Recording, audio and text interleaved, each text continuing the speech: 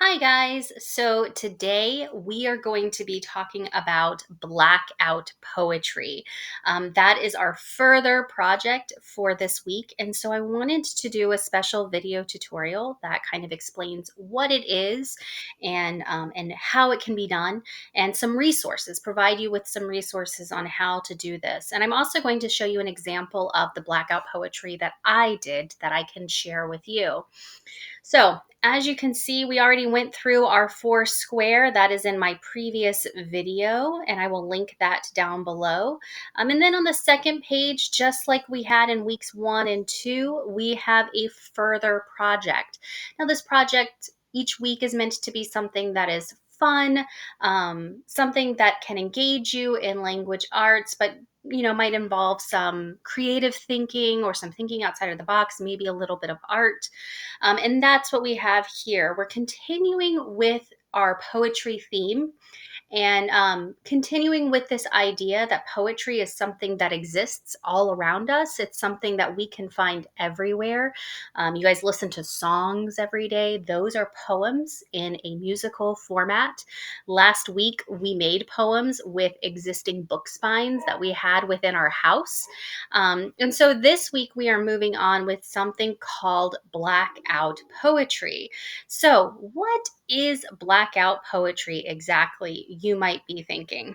So, luckily, we have this amazing thing called Google. And on Google, there are tons of examples. All I did was I Googled examples Blackout Poetry, and all of these gorgeous examples popped up on my screen. And I want to go through a couple of them with you. Now, the most basic kind of blackout poetry is something like this one right here. Here, I like this one, where it says, "Never apologize for manifesting your dreams." And essentially, what these are, you can see better on this one, is where we have a book page. So it is a page of prose. It can also be a newspaper, it can be a news article, or it can be an actual page from a book. And you go through the page in the book, and you find or circle words that you think could be made into a poem, and then you create poetry out of it. And you can be as creative or not as you want. As you can see on this image search here, there are people that have created just very simple blackout poems, and then there's other people that have gotten very kind of creative, and they've drawn pictures that go with their poem. um, and then there's some that have gotten, like this one right here is gorgeous, where they've drawn a whole picture around it. Essentially, just like with the spine poem last week, the world is your oyster. You can do whatever you want with this, and you can be as creative as you want with this. This one right here is very simple. It looks like they did it on a computer, and they just blacked out the lines and got to their poem. So this is a blackout poem. This is the finished product. Okay. So the question remains, how do we get here? How do we create this piece of art/poetry? Well, we here at Ronald Reagan Middle School have provided you guys with some resources to help you. I've gone through these resources. There's we have sources here that help you create your own blackout poetry on your computer. There's even contests available. I know that a few of you guys are exceptionally artistic. And if you are interested, you can compete in this contest. But I think a really good place to start is this guide on YouTube, okay? And this is the YouTube video. Her name is Ariel Bissett. I believe she's from Canada. And she creates a very practical step-by-step how to complete this blackout poetry. She gives you good tips, hints. She tells you the materials you need.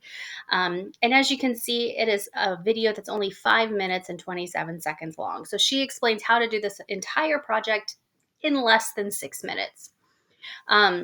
Now, in her tutorial, she shows you how to actually, like, she takes an old book that she doesn't mind marking up. And she also shows you an example using newspaper or articles from magazines. Um, and so she actually takes the book page, or she'll take a magazine article or a news article, and she literally blacks out the page and shows you how to do that. And so that's a good tutorial to watch if that is where you think you're going to go with this project. For me personally, I do not have any newspapers lying around my house, and I also do not have magazines that have lots of text. Like my magazines are mostly like store catalogs and stuff, so I don't have anything like that. And I do have a lot of books, but I do not want to black out any of the pages in my books. I love my books. So this is what I did. That might be a good option for you if you do not want to mark up your book. So what I did was I found a book. It's actually a book that my son is reading right now called The Mysterious Benedict Society. It is a young adult like mystery series that he is really into. And I found a good page in that book, and I just took a picture of it. And here is that picture. So what I did was I took a picture of the page that I liked. It had a lot of good text on it. I liked the words. I haven't read this book, so I don't really know what part of the book it is. But I really was just kind of searching through to see if there was like words that caught my attention, or if there was like maybe any like mood words that I could find. And so I liked this page because it had words like weather beaten, it had ruddy. Um, and so I was like, oh, this has profoundly was another word that stuck out to me. And I was like, oh, this has some like great words on it that I can use. So I took a picture of the page. I emailed that picture to myself. So emailed it from my phone to my email account. And then I printed this picture. Okay. So once I had this picture printed off onto a sheet of paper, Um, then I did what Ariel suggests in her tutorial.